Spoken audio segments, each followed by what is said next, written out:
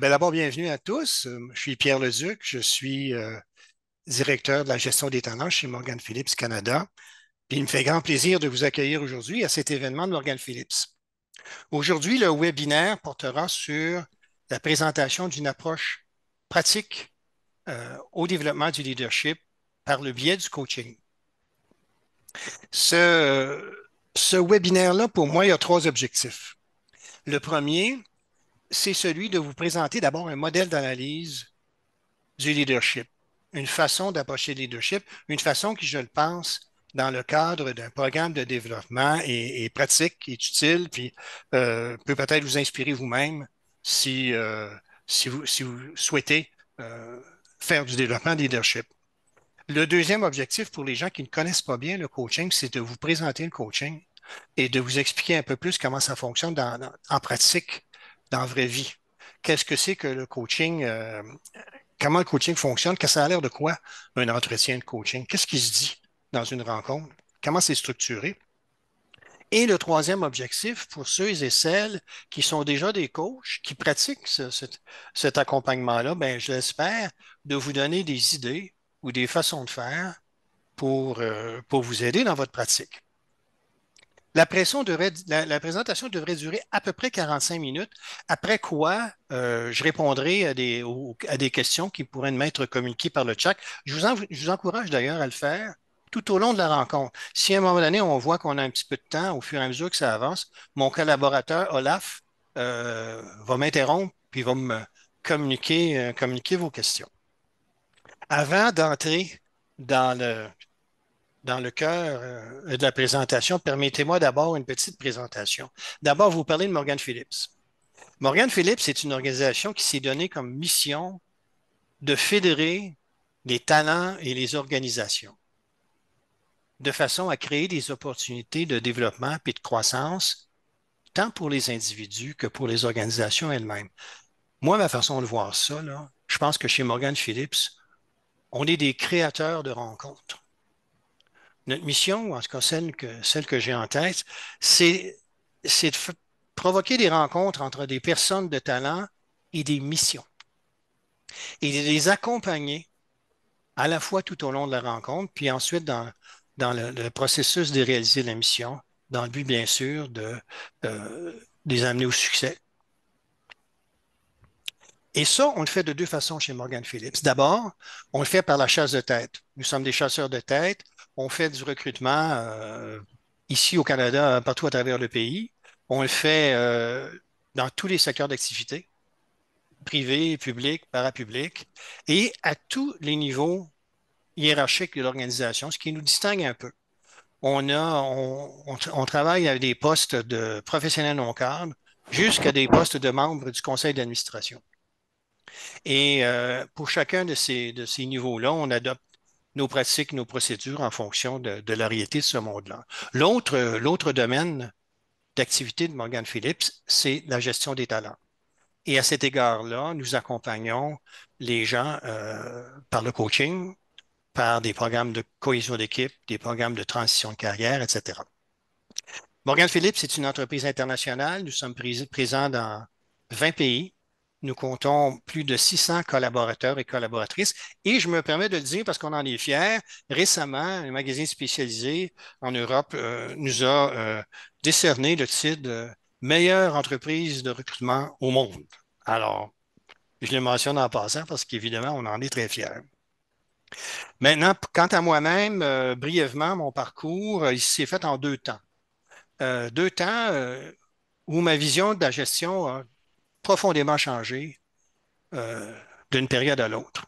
Quand je remonte à mon parcours universitaire, il y a maintenant bien des décennies, je me souviens qu'à l'époque, on nous avait présenté des organisations comme une suite de modules, une chaîne de valeur où tu avais en séquence la partie approvisionnement, puis gestion des inventaires, manufacturing, tu avais la partie développement des affaires, vente, distribution, service à la clientèle.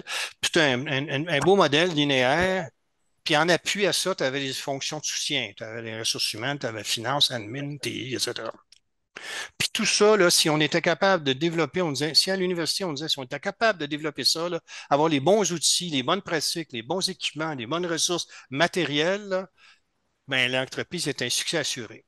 Puis le problème, on ne le disait pas comme ça, mais le problème dans cette affaire-là, là, c'est la personne humaine.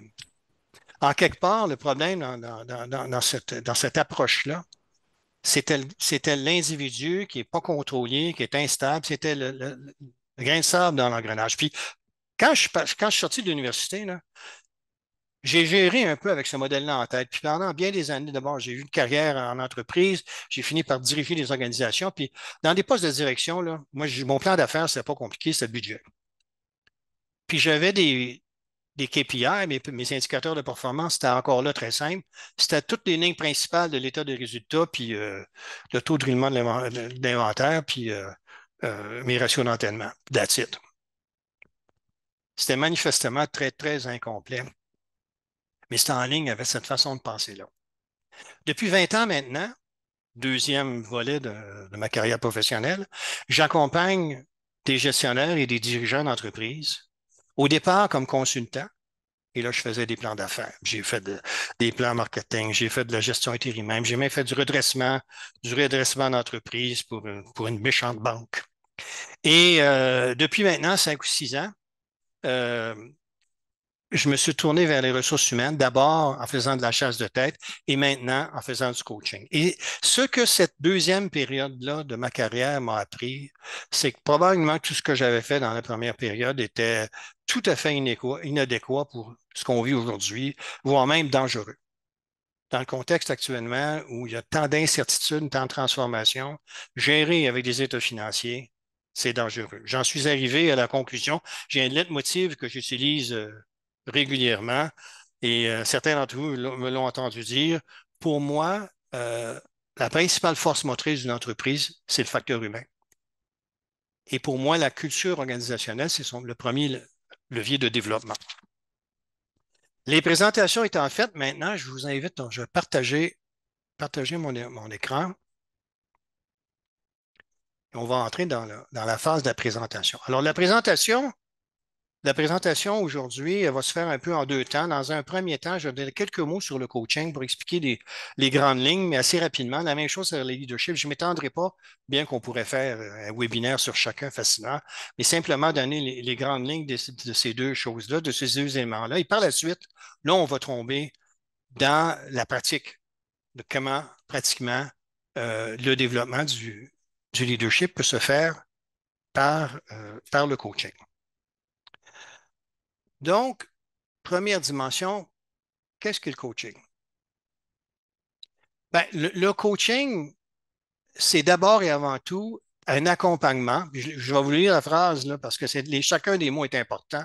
Le coaching, c'est un accompagnement qui prend la forme d'un partenariat dans une démarche structurée qui vise des objectifs précis et qui se traduit dans l'action. Il y a beaucoup de mots, ça, là, mais essentiellement, là, on pourrait dire par ailleurs que le coaching, ce n'est pas de la formation. Le coaching, ce n'est pas du conseil. Ce n'est pas non plus du mentorat. Le coaching, c'est un accompagnement où on accompagne la personne dans la recherche de son développement professionnel, dans la recherche de ses solutions ou dans la facilitation de sa prise de décision en utilisant ses propres ressources. On dit que le coaching, ce n'est pas une conversation à deux personnes, c'est un accompagnement dans le monologue de l'autre. La personne se pointe à nous et nous dit, écoute, j'ai tel enjeu, je ne sais pas trop comment l'adresser. Euh, et là, en partant de son expérience, de ses connaissances, de ses valeurs, on explore les situations qui lui sont propres. On dit toujours qu'en coaching, la meilleure réponse est toujours celle du coaching. Pour vous donner un exemple assez facile, c'est fréquent avec un coaching qu'un coach me dise ou une coach me dise écoute, il faut que je fasse une mise à pied, c'est quelqu'un que je connais, ça va être difficile, je ne sais pas pour quel bout le prendre, etc., etc. Au cours de ma carrière, j'ai eu à faire plusieurs mises à pied, malheureusement, puis au fil du temps, j'ai développé une certaine façon de faire. J'ai développé une approche, une espèce de posture mentale avec de l'empathie, le plus positif possible. Puis enfin, bien que ça ne soit pas euh, une approche qui soit vraiment confortable, c'est moins inconfortable. Mais avec mes coachés, je ne partage pas cette approche-là. Mon rôle, c'est d'accompagner la personne pour trouver la façon pour elle qui est la meilleure façon. Une façon qui, pour elle, va la faciliter, va faciliter l'exercice. L'avantage du coaching, c'est assez simple, très rapidement par rapport à d'autres approches. D'abord, c'est une approche qui est individuelle. Il y a des gens qui sont des verbomoteurs, il y en a qui sont des fonceurs, il y en a des gens qui sont des introvertis, il y a des gens qui sont plus des analytiques. Euh, le coaching, ça ne se vit pas de la même façon d'une personne à l'autre. Ça ne se vit pas de la même façon d'un contexte à l'autre.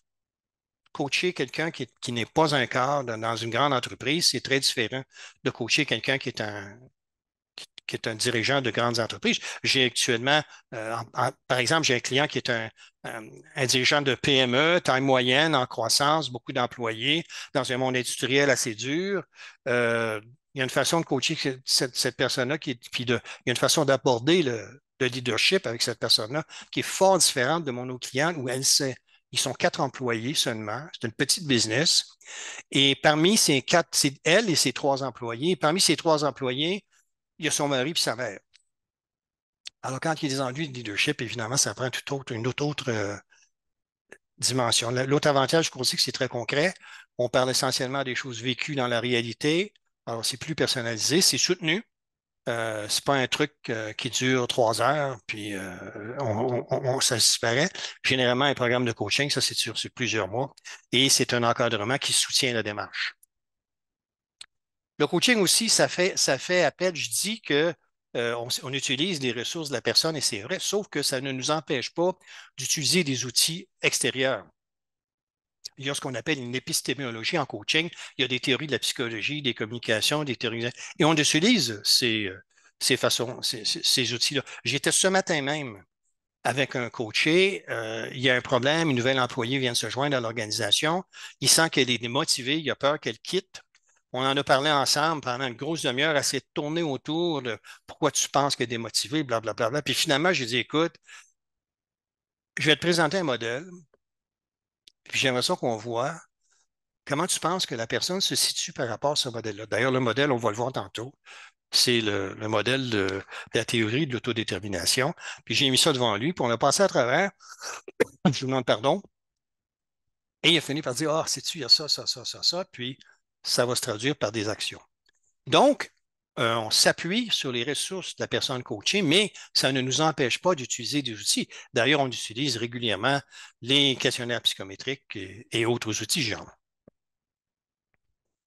Maintenant, pour ce qui est du leadership, il y a beaucoup de définitions du leadership. Il y a des leadership, je remontais jusqu'aux les années 60, puis on a longtemps distingué ce qu'était le leadership puis le management, comme si c'était 2 choses différentes. On disait à l'époque, le management, c'est la capacité de gérer des situations complexes, puis le leadership, c'est la capacité de gérer la transformation. Ça a pris de base, ça fait longtemps, parce qu'aujourd'hui, on s'aperçoit que c'est pas 2 choses, ce sont les mêmes personnes qui ont exercé l'un ou l'autre. Il y a eu des définitions assez cocasses. Il y en a une qui disait, Eisenhower disait, le leadership, c'est la capacité de faire aux gens les choses que vous voulez qu'ils fassent parce qu'ils ont envie de le faire. Il y en a une qui me plaît beaucoup, qui est celle de Napoléon Bonaparte. Napoléon, il disait, le leader, le chef est un marchand d'espérance. C'est plus poétique. Personnellement, j'aime bien cette définition qui dit le leadership, c'est la capacité à influencer, mobiliser et motiver un groupe, parce que ce sont des verbes d'action. Puis quand on va travailler avec un client, avec une personne pour développer son leadership, ça devient utile et intéressant d'utiliser les verbes d'action puis d'explorer ces dimensions-là de façon pratique. Autre élément important, c'est que le leadership a évolué puis a changé. Je viens de mentionner il y a une minute. Ce qui est important de noter, c'est que le leadership, ce n'est plus le propre d'une position hiérarchique, le pouvoir qui est conféré à un rôle ou à une position hiérarchique. Dans nos organisations actuelles, il y a de plus en plus de travail d'équipe. Les gens sont interreliés et tout le monde, en quelque part, doit faire preuve de leadership. On dit, juste à titre d'intérêt, c'est qu'on prétend qu'il y a à peine 20% des gestionnaires qui sont des leaders. Dans un environnement, tu sais, on parlait dans les années 80-90 du fameux VICA, là. On disait qu'on s'en allait vers un environnement qui allait être volatile, incertain, compliqué puis ambigu, là. Ben, on est dedans. Puis dans cet environnement-là, le leadership ne peut plus s'exercer comme ça s'exerçait il y a 30 ou 40 ans. Les études ont démontré que le leader, pour être efficace comme leader, pour être crédible et pour que les gens nous suivent, on doit faire preuve essentiellement de trois éléments. Moi, j'en ai ajouté un quatrième, mais essentiellement, les études disent qu'il faut faire preuve de compétence, il faut être capable de générer de la confiance, il faut faire preuve de courage, et moi, j'y ajoute, il faut faire preuve de cohérence. Je n'entrerai pas dans le fin détail de ce modèle-là, puisque dans quelques minutes, on va reprendre chacun de ces éléments-là. Mais ce sont pour moi les quatre piliers du leadership et nous allons ensemble les revoir un à un. Donc, quand je pense à un programme d'accompagnement par le coaching pour le développement du leadership, pour moi, il y a 7 angles importants ou 7 compétences importantes. Je vous demande pardon.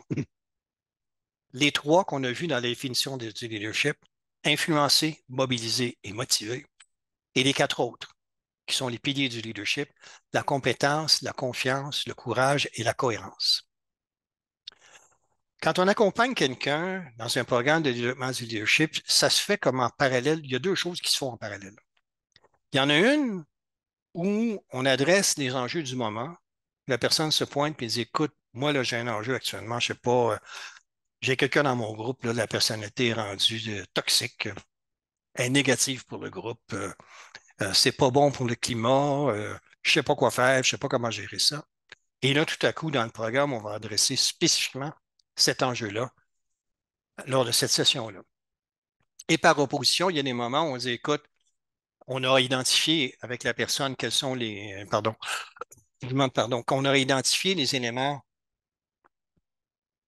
à explorer, puis on va dire, bon, ben, la semaine prochaine, on va voir la compétence, on va voir la mobilisation, spécifiquement là-dessus. Puis à ce moment-là, parfois, je partage des textes. Ça peut être des articles, ça peut être même déjà, j'ai partagé des chapitres de livres, on lit le même chapitre, puis on en revient, puis on en parle, et là, ça devient une approche euh, plus thématique, mais toujours en disant comment est-ce que dans ta réalité à toi, ça se traduit, ce qu'on vient voir ici. Alors, le reste de la présentation, ce qu'on va faire, c'est qu'on va reprendre chacun de ces thèmes-là et en alternance, après chacun d'eux, on va regarder des trucs de coach. Comment ça se fait le coaching en pratique dans une rencontre de coaching? Alors, voici. Première thématique, l'influence. On dit que l'influencer, c'est la capacité d'amener les gens à changer leurs attitudes, leurs croyances ou leurs perceptions. C'est aussi, et ça, c'est le plus important pour les organisations, c'est changer leur comportement. Ce qu'on vise tout le temps, là, c'est des comportements. C'est ça qui est important. Et dans le domaine de l'influence, on reconnaît 2 types d'influence. Le premier type d'influence, c'est ce qu'on appelle l'influence transactionnelle. C'est que là, on fait des choses en échange de quelque chose. La plus évidente, c'est l'influence qu'exerce le patron sur son employé, parce que le patron contrôle la carotte et le bâton. Et donc, nécessairement, ça va avoir un impact sur la personne, étant donné la menace ou encore le désir d'être récompensé. Mais il y en a beaucoup d'influences qui sont plus indirectes. On imagine, par exemple, on travaille avec un collègue, puis ce collègue-là est le fils de la propriétaire. Fait que là, le collègue et le fils de la propriétaire, vous comprendrez bien que ça va teinter nécessairement, là. Puis, il y a simplement aussi l'influence des pairs. À un moment donné, on va vouloir être reconnu, on n'a pas envie de les confronter, fait qu'on va avoir. Mais ce type d'influence-là qui est transactionnel, je lisais récemment un article dans HBR qui disait que dans le contexte actuel, ce type d'influence-là, même que si c'est parfois utile puis on peut s'en servir, à long terme, c'est pas très utile. Ce qu'on propose plutôt, c'est une approche plus transformationnelle. Celle-là qui s'appuie sur l'empathie, qui s'appuie sur la collaboration et qui s'appuie sur le développement de la personne individuelle. Et là, je vous propose 3 ou 4 pistes, 3 ou 4 pistes importantes quand vous travaillez, quand on fait du développement de leadership par le coaching. La première chose, c'est explorer le rapport avec l'autre. C'est essentiel que le leadership requiert une certaine proximité avec les gens. C'est nécessaire qu'on connaisse les gens jusqu'à un certain point. C'est important de contraire leurs valeurs, leurs aspirations. Cette proximité-là, elle est essentielle à créer, à permettre une certaine influence. Puis ça veut dire non seulement que vous devez les apprendre, les connaître, apprendre à les connaître, mais aussi, il faut que vous leur permettiez à eux de vous connaître. Autre élément important dans une relation d'influence, sachez, c'est important de savoir écouter plus que de parler. Si on veut avoir de l'influence, et ça peut sembler contradictoire, c'est pas tant en parlant beaucoup aux gens, c'est en les écoutant. D'ailleurs, on dit que plus on écoute quelqu'un, plus la personne nous trouve intelligent en passant. Soyez engagés envers l'équipe. Moi, je vous dis que quand on travaille le phénomène de l'influence, c'est très, très puissant à partir du moment où la personne a l'impression qu'on travaille à son succès. Qu'on n'est pas en train de demander à un employé, un collaborateur ou un collègue de travailler à notre succès, à notre réussite ou même à la réussite de l'entreprise. On va avoir de l'influence si la personne a l'impression qu'on travaille à son succès personnel, à elle. D'ailleurs, c'est probablement en leadership la plus belle qualité d'un leader pour moi, c'est quand on dit d'un leader, écoute, cette personne-là a fait grandir les gens autour d'elle. L'autre chose, je vous suggère de développer une certaine intelligence organisationnelle. On a parfois tendance à penser qu'on est plus fort que la police, puis qu'on connaît tout, puis qu'on oublie qu'il y a des cultures en place. Moi, mon plus grand échec professionnel, c'est arrivé dans une entreprise, grande entreprise canadienne, où je suis arrivé, puis j'ai constaté qu'il y avait dans l'organisation, il y avait des pratiques qui m'apparaissaient inacceptables, des pratiques qui heurtaient mes valeurs. Et je suis rentré dans l'organisation, puis j'ai décidé que j'allais mettre de l'ordre là-dedans. L'organisation existait depuis de nombreuses années. Et là, je me suis mis à tout bousculer. Un vrai donc shot. Là. Je suis parti, là, puis j'allais tout changer. Je me suis heurté à une résistance épouvantable. Puis même si la majorité des gens disaient oui, c'est ce qu'il faut faire, c'est ce qu'il faut faire, en pratique, euh, il y a eu beaucoup, beaucoup de résistance à tel point que j'ai échoué dans ma tentative de transformation. Et finalement, j'ai fait ce que j'ai jamais fait de toute ma vie. La seule fois que je l'ai fait, j'ai démissionné au bout un an et demi. Mon successeur est arrivé en place. Il a fait cette transformation culturelle-là, mais ça lui a pris 3 ans. Et c'est sans doute une des grandes leçons de ma vie. Pour avoir de l'influence, il faut aussi savoir jouer par les règles. C'est pas tout de dire ah, j'ai raison ou j'ai une cliente actuellement d'ailleurs qui travaille dans une grande entreprise canadienne et elle actuellement elle se remet sérieusement en question. Elle a monté les échelons, puis elle est en train d'arriver à un palier présentement, puis elle se rend compte qu'elle ne pourra pas passer à la prochaine étape parce que c'est une rebelle, parce que même si elle est efficace, même si elle a des beaux résultats, elle ne fit pas. Et finalement, je vous dirais au niveau de l'influence, n'hésitez pas à avoir une saine dose d'autopromotion. Il faut savoir doser les choses, mais c'est important. C'est important que dans l'organisation, vous soyez reconnu. Et c'est pour avoir de l'importance auprès des gens qui travaillent avec vous, de vos équipes, c'est important que ces personnes-là vous trouvent des qualités. J'avance un petit peu parce que le temps avance rapidement. Mes trucs de coach, la première chose dont je vais vous parler, c'est la posture de coach. Rapidement, je le disais tantôt, le coaching, c'est un accompagnement, ce n'est pas un guide. La meilleure réponse est toujours celle du coaché, je l'ai mentionné tantôt, éviter le jugement. C'est une des choses les plus difficiles. Les gens vont vous présenter des situations, ça va démontrer des valeurs. Évitez le jugement. Le coach ou la coach est un miroir. Imaginez là, que vous êtes un miroir, puis vous détenez un miroir dans vos mains, puis votre job, c'est de présenter à votre coaché des images d'elle-même ou de lui-même qu'elle ne voit pas habituellement. Moi, j'aime bien l'idée des miroirs d'une automobile qui nous permet de voir dans nos angles morts.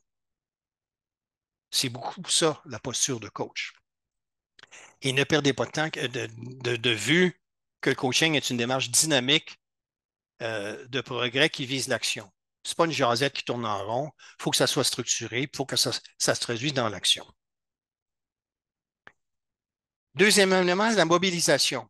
On va parler de motivation tantôt. Là. Des fois, on confond les deux un petit peu. Là.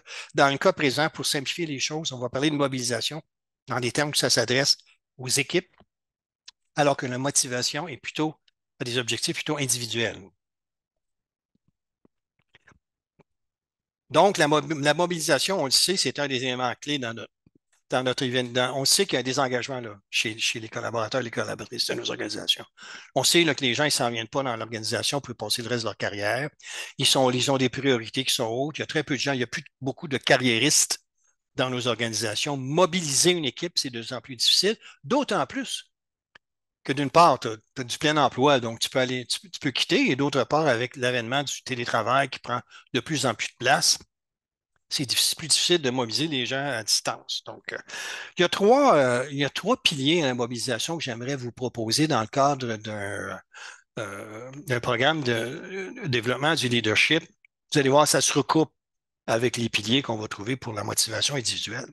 Mais il y en a trois. Le premier, c'est le sens. Donner un sens au travail. C'est très important que les gens n'aient pas l'impression qu'ils sont là pour le travail a pour objectif de faire de l'argent, de bâtir de la valeur pour les actionnaires. Le travail prend un sens quand on bâtit de la valeur pour la société. Et tout à coup, ça devient une forme ça aide à la mobilisation. Il y a des exemples assez intéressants de cela. Je pensais à Rona il y a quelques années. Rona, il y a quelques années, avait comme raison d'être de dire, nous, notre raison d'être, c'est d'aider les gens à aimer là où ils vivent. Aider les gens à aimer là où ils vivent. Ça veut dire que tu travailles chez Rona, puis il y a un client qui rentre ou une cliente qui rentre, puis on dit, OK, on veut refaire la salle de bain. Ton, ton idée, c'est pas ça d'y vendre des nouveaux meubles. Ton idée, ça va être d'essayer d'écouter pour comprendre qu'est-ce qu'elle aime. Puis ton objectif, c'est pas de la vente, ton objectif, c'est de l'aider à aimer, à réaliser sa salle de bain idéale. Le Cirque du Soleil en a une très belle aussi. Le Cirque du Soleil, c'est qu'est-ce qu'on fait au Cirque du Soleil? On invoque l'imaginaire, on provoque les sens, et on évoque l'émotion des gens autour du monde. C'est important le sens parce que c'est la première chose que les travailleurs et les travailleuses recherchent actuellement. La deuxième chose au niveau de la mobilisation, c'est la valorisation. Assurez-vous de valoriser les gens. On va le voir aussi pour la motivation. Excusez-moi. C'est très important. Trouvez à chacune des personnes de votre équipe une qualité qui la distingue, une vraie qualité qui la distingue, puis n'hésitez pas à le dire, puis à le communiquer, puis à en parler. Les gens ont envie de se sentir valorisés. Et finalement, le pouvoir d'agir.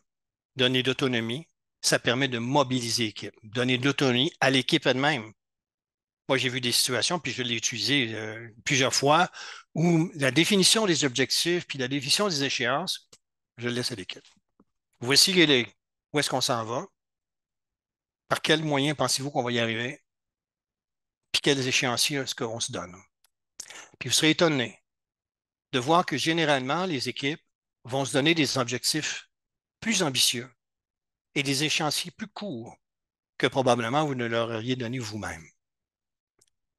Pour mobiliser l'équipe, il faut la responsabiliser. Mon Dieu, que le temps passe vite. Prochain sujet, structurer vos entretiens. Une rencontre de coaching, ce n'est pas une jasette où on placote de ce qui s'est passé dans la dernière semaine. Typiquement, et c'est important pour qu'on soit efficace, puis qu'on avance, qu'on la structure. Et idéalement, là, voici comment ça se passe. S'il y a eu des requêtes ou des enjeux ou des projets qui ont été évoqués lors de la rencontre précédente, on peut choisir de revenir là-dessus pour dire, et puis, comment ça s'est passé. Il faut que ça soit bref, puis je vous le dis, là, c'est même pas nécessaire. Ce que je vous suggère même, c'est tout de suite d'aller avec votre coaché. Qu'est-ce de quoi on parle aujourd'hui? Puis si la personne a choisi de revenir sur ce qui a été fait dans les semaines précédentes, bien parfait. Mais laissez l'objectif de la rencontre au coaché. Ben, le coaché va dire, écoute, Moi, il s'est passé, je ne sais pas quoi, je sens un froid avec ma patronne ou encore, là, je suis devant un choix important, il y a une restructuration, puis je ne sais pas comment réagir à un nouvel job qu'on me donne, whatever. Mais c'est la coachée ou le coaching qui établit les objectifs de la rencontre. Organisez-vous que ce soit très clair comme objectif, qu'il n'y en a pas deux, trois. Et tout de suite après, je vous propose, puis moi, c'est ce que je fais. La première question que je pose, c'est pourquoi c'est important pour toi? Pourquoi c'est important cet objectif-là? Et je pose la question parce que vous seriez étonné de savoir que je vous dirais, pas 50% du temps, mais très, très souvent, quand on explore l'importance de l'objectif, plus souvent qu'autrement, on trouve que c'est un objectif secondaire, mais que dans le fond, en arrière, il y a une raison plus profonde ou un objectif plus important. Après ça, on demande un indicateur de mesure d'objectif. On dit, OK, tu veux sortir avec quoi aujourd'hui? Puis là, on va dire, ben là, moi, je vais sortir avec deux idées, trois idées. Je vais avoir un petit plan d'action avec deux, trois initiatives ou tout simplement, je veux me rassurer dans ma décision. Là, ma décision, là, je vais dire, ben là, quand tu sens par rapport à la décision, là, on va dire, ben non, c'est à l'échelle d'un à 10, moi, j'étais à 2, ben parfait. Euh, Tu veux sortir d'ici à quoi? Ça a l'air abstrait, là, mais croyez-moi, en pratique, là, les gens, ils ont des chiffres. Ben, je vais être ici à 7. Là, on passe dans la phase d'exploration. On va revenir tantôt avec des questions. Et à la fin de la rencontre, très important, à chaque fois, on pose la question, je pose la question, tu repars avec quoi? Et là, d'ailleurs, c'est très étonnant. Les gens sortent des choses des fois qui sont surprenantes, auxquelles tu ne t'attends pas. Il y a 2 semaines, j'étais avec une cliente qui a des enjeux de gestion de temps. Sa business va très, très bien. Elle va tellement bien qu'il y a toute sa démarche de développement d'affaires, elle a dû la laisser de côté parce qu'elle est full-time en production. Puis on explore toutes sortes de façons pour l'aider à s'organiser, puis trouver des pistes de solutions et tout et tout. Et finalement, ça tourne en rond un peu. Puis quand j'arrive à la fin de la rencontre, puis je lui dis, puis tu repars avec quoi? Bien, il y a un silence au bout de la ligne, puis elle me dit, faut que je parle à mon mari. Et puis là, c'est toute une autre dynamique qui s'est développée. Motivé, bien là, motivé, encore une fois, motivé ici, ce que j'aimerais vous proposer, c'est le modèle, la théorie de l'autodétermination, ce dont je vous parlais tantôt, ce que j'ai abordé avec mon client ce matin. Ce que la théorie de l'autodétermination dit, c'est que fondamentalement, ce que les gens, pour être motivés au travail, il faut qu'ils fassent quelque chose qui a du sens, qui leur donne du plaisir. Puis il y a 3 piliers à ça. D'abord, ils doivent avoir le sentiment d'être utile et de réussir. Il faut sentir que dans l'organisation à laquelle on appartient, on sert à quelque chose puis qu'on est un gagnant. Parce que si ce n'est pas le cas, on n'est pas très, très motivé. Deuxième élément, c'est d'avoir la capacité de faire des choix. C'est l'autonomie.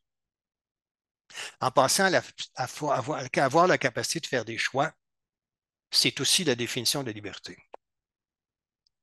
Et finalement, le besoin d'appartenance. On a tous besoin d'appartenance au groupe. On a besoin de répondre. On a un besoin d'affiliation important. Dimension suivante, c'est la compétence. La compétence, ce qui est important, c'est qu'on ait au sein du groupe une compétence reconnue. Les gens vont faire confiance à quelqu'un, bien sûr, qui a une compétence reconnue. Mais ici, il ne s'agit pas nécessairement d'être capable de faire tous les jobs de tout le monde, mais d'avoir une compétence reconnue qui est utile à la réalisation de la mission et qui lui est propre. Je vais me prendre un exemple, là, mais il y a plusieurs années de ça, on m'a confié la direction générale d'une entreprise à Las Vegas dans le domaine du spectacle. J'avais travaillé pour la compagnie mère à Montréal, puis on dit, j'avais fait le plan d'affaires, puis ils m'ont dit, bon, tu as fait le plan d'affaires, le Duc, puis là, c'est si fin, tu vas aller l'exécuter maintenant. Fait que je suis parti à Las Vegas, je suis parti là avec mon épouse, un peu plus de 2 ans, puis je suis arrivé dans un milieu, c'était dans le milieu du spectacle. Je n'avais jamais travaillé dans le milieu du spectacle comme tel. C'était dans une autre langue, c'était dans un marché nécessairement que je ne connaissais pas, dans une industrie que je ne connaissais pas, avec des collaborateurs, des collaboratrices que je ne connais. Quand je suis arrivé, il y a une toute petite équipe de 3 personnes qui a grandi. Pas besoin de vous dire que quand je suis arrivé là, les gens m'ont regardé avec des gros yeux, on leur dit qu'est-ce qu'il vient faire ici, ce Québécois-là. La chance que j'avais, c'est que j'avais déjà dirigé des organisations eux, ce sont des gens du rock and roll. C'était pas très structuré. C'était des artisans extraordinaires, mais l'entreprise n'était pas très structurée. Puis j'ai mis en place un mode de gestion, puis des rencontres, puis un comité de direction, puis toute la patente. C'était léger, mais quand même. Et très rapidement, j'ai gagné leur confiance parce que là, on a atteint une efficacité qu'ils n'avaient jamais vue auparavant. Je n'avais aucune des compétences d'aucun de mes collaborateurs. Peut-être que j'aurais pu être réceptionniste, pas encore, je ne suis même pas sûr. Donc, développer une compétence, ça va contribuer à votre influence, à votre crédibilité, puis à votre leadership. Au niveau des questions, bien, rapidement, les questions, il y a bien des sortes de questions. Je vous dirais, de façon générale, il y a des questions claires, directes et simples. Une question, c'est pas long. Il n'y a pas trois questions dans une question. À partir du moment où vous allez créer, vous êtes dans un modèle où il y a de la confiance, où il y a de l'intimité, on peut se permettre des questions très directes. Et ce sont les plus efficaces. Normalement, on évite toutes les questions qui sont inductives. Ne crois-tu pas que si ça s'est passé de même, c'est pour telle raison? On évite toutes ces questions-là, bien sûr. Et on évite les questions fermées. Généralement, on veut ouvrir des questions ouvertes, des questions qui vont ouvrir la discussion. On dit en coaching qu'en coaching, on ne pose pas des questions pour avoir des réponses. On pose des questions pour susciter une réflexion. Quand on arrive dans une phase d'exploration, qui est le cœur de la session de coaching, bien là, il y a des questions sur les motivations, sur les conséquences et les gens. Qu'est-ce qui se passe si tu le fais, puis qu'est-ce qui se passe si tu ne le fais pas? Il y a des questions sur beaucoup pourquoi tu fais ces choses-là. Qu'est-ce qui te motive à ça? Qu'est-ce qu'il y a derrière cette action-là? Des questions sur les résultats idéaux. Je me souviens, à un moment donné, tu es dans un blocage. Tu tournes en rond, on dirait que ça avance pas. Je raconte toujours la même histoire. Il y a quelques années, j'avais un client qui est dans le domaine de l'importation de produits d'épicerie fine. Il y avait un modèle d'affaires qui était assez simple. Il y avait des activités d'affaires à l'automne, puis il y en avait un autre bloc au printemps. Puis en septembre, c'était en août, il commandait un container. Puis en janvier, il commandait un autre container. Puis ça marchait comme ça. Une année, on se retrouve en septembre, puis il me dit, Pierre, là, j'ai un problème. Écoute, la demande est très, très forte. Je ne sais pas ce que je vais être obligé de refuser des commandes. Et il dit, je ne peux pas faire ça. C'est des clients de longue année, depuis plusieurs années. Ces gens-là, ils me font confiance. Puis si je ne livre pas, ils vont aller ailleurs, ça c'est certain. Donc, encore une fois, on tourne en rond, on explore toutes sortes de devenus. Puis à un moment donné, on tourne en rond, j'essaie de. Je dis, écoute, on va essayer quelque chose. Imagine-toi une minute, là. Mettons que tu aurais tout l'argent au monde. Qu'est-ce que tu ferais? Ben là, il me regarde, mais il dit, c'est pas une question d'argent. Et là, il y a un moment de silence. Ben, il dit, je vais acheter un troisième container. Ça me fait beaucoup rire de penser à cet événement-là, mais effectivement, il y a des moments où tu es pris dans une façon de penser, tu es pris dans une espèce de corridor, tu es pris avec des croyances qui sont limitantes et avec des questions comme qu'est-ce que tu ferais si tu avais tout l'argent du monde? Et une qui n'est pas pire aussi, tu dis écoute, si tu engageais une consultante, tu sais, une consultante à 500 pièces de l'heure, là, quelqu'un qui connaît son affaire, là, qu'est-ce qu'elle te recommanderait, cette personne-là? Puis là, vous allez être, hein, mais les gens vont dire, ah ben là, on dirait de faire ça, on dirait de faire ça, on dirait de faire ça. Ben là, c'est le fun, je viens de faire sauver 500 $. Mais surtout, la personne vient tout de suite d'ouvrir des pistes sur lesquelles on peut bâtir. J'avance parce que le temps avance. La confiance, c'est bien sûr, c'est croire à la fiabilité de l'autre, accepter le risque d'une certaine dépendance. Et pour y arriver, je vous dirais que là, c'est une démarche très intime pour que les gens aient confiance en vous, et c'est important comme leader que vous le fassiez, il faut d'abord faire preuve d'authenticité et d'humilité. Et ça, avec un coaché ou une coachée, c'est important d'aborder la question de l'humilité. Il faut aussi avoir une mentalité de croissance. Je crois beaucoup à la psychologie positive. Quand on, on est face à un coaché, j'aime bien qu'on travaille sur les forces plutôt que sur les faiblesses. On l'a dit tantôt, ce qui est intéressant euh, pour bâtir une relation comme leader, c'est de travailler sur le succès de la personne avec qui on est. Et pour ce faire, une des pistes intéressantes, c'est de travailler sur les forces. Quand on travaille sur les faiblesses, ce qu'on vise essentiellement, c'est de rejoindre la norme. Mais quand on travaille sur les forces, ce qu'on vise, c'est le dépassement. Ayez une attitude coopérative, je le disais tantôt, on est le partenaire de la personne. Le leader doit se positionner, ou la leader doit se positionner comme le partenaire. Chercher à créer un climat de confiance, par ailleurs, ça ne veut pas dire d'être faible, là. Ça ne veut pas dire de se laisser marcher sur les pieds, là. Les leaders sont appréciés parce qu'ils savent où ils s'en vont. Surtout dans un climat d'insécurité comme actuellement, là, les gens ne savent pas où ils s'en vont quand ils sont face à des décisions qui sont incertains. Quand tu as quelqu'un qui est capable de prendre une décision, de prendre un risque, c'est très rassurant pour les gens. Autre truc de coach, savoir écouter. Euh, on a tendance à penser que l'écoute est une activité passive. Or, c'est tout le contraire. Quand on écoute, automatiquement, on se met en mode d'interprétation. Parce que on est nous-mêmes d'abord imprégnés de valeurs, d'expériences, de croyances, puis les gens nous disent des choses, puis on écoute ça, puis on essaie de mettre ça dans. On est un peu une machine à essayer de faire du sens. On essaie de faire du sens de ce que les gens nous disent. Or, c'est très important de penser qu'eux-mêmes, les gens, quand ils s'expriment, ils essayent d'arranger la réalité jusqu'à un certain point. On le fait tous jusqu'à un certain point. On est tout le temps en train de se justifier en quelque part. Donc, c'est très important d'avoir une attitude d'écoute attentive où on est attentif aux faits, que nous-mêmes avons une grille d'analyse, puis avons une perspective particulière dans notre interprétation, mais que ce que l'autre nous dit aussi. Là, avoir une écoute objective, ça revient à ce que je disais il y a une minute, être capable de faire la différence. Et on a tous, moi, ce que j'appelle le radar à bullshit. À un moment donné, les gens nous disent des choses et puis tu sens intuitivement que c'est pas vrai. Remettez en question. N'hésitez pas. Il ne faut pas qu'on hésite dans l'exercice. Et finalement, je vous dirais une écoute patiente. Soyez patient. Écoutez les gens. On a des manifestes. Écoutez jusqu'au bout attentivement. On a tendance parfois à ne plus écouter. Et pour ce faire, euh, le coaching va parfois faire des synthèses. On va reprendre. Si je comprends bien, c'est ce que tu me dis. Autre élément important, oups, autre élément important, c'est le courage. Le courage, c'est une qualité de cœur et de caractère qui porte à réfléchir et agir contre la facilité avec sagesse dans des circonstances difficiles. Winston Churchill disait, le courage, c'est la plus importante de toutes les vertus parce que c'est celle qui permet d'avoir toutes les autres. Effectivement, le courage, c'est un élément clé parce que les gens aiment les gens courageux. En situation de leadership, faire preuve de courage, c'est très inspirant. Je l'évoquais tantôt il y a une minute.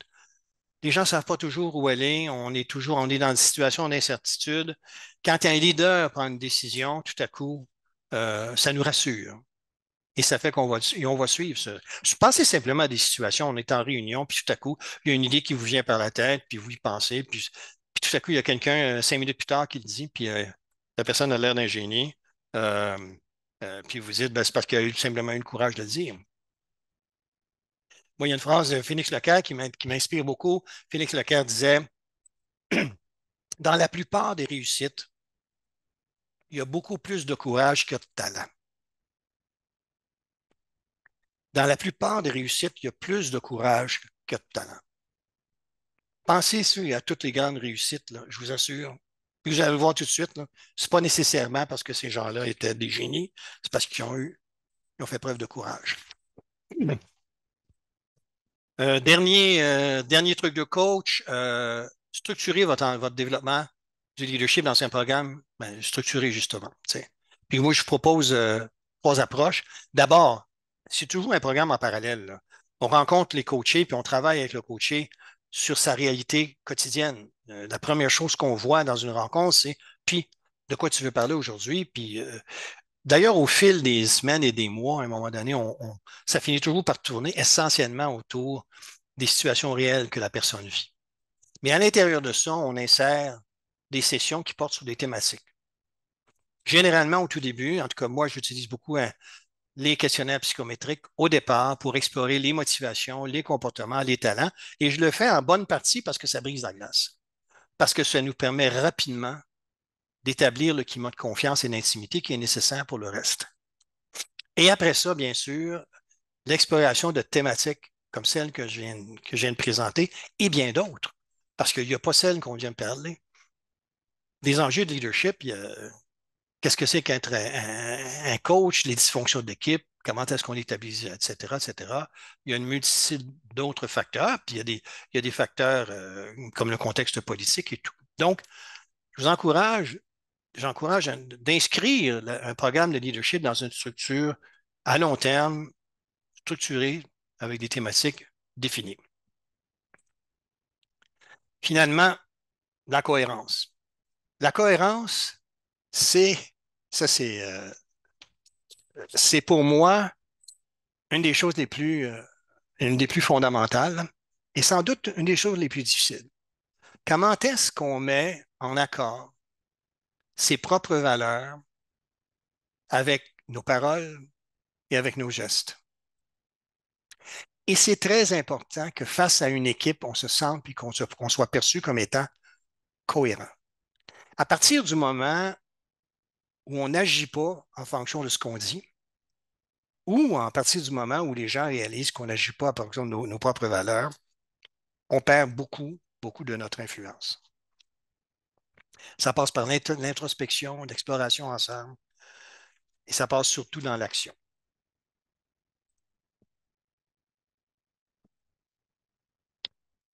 Ça fait donc 48 minutes. Je suis assez content parce que j'avais crainte que ça prenne une heure et demie.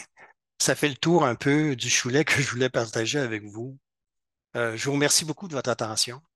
Et j'espère que ce long monologue là, que je viens d'avoir avec vous depuis maintenant 48 minutes puisse se traduire en dialogue, là.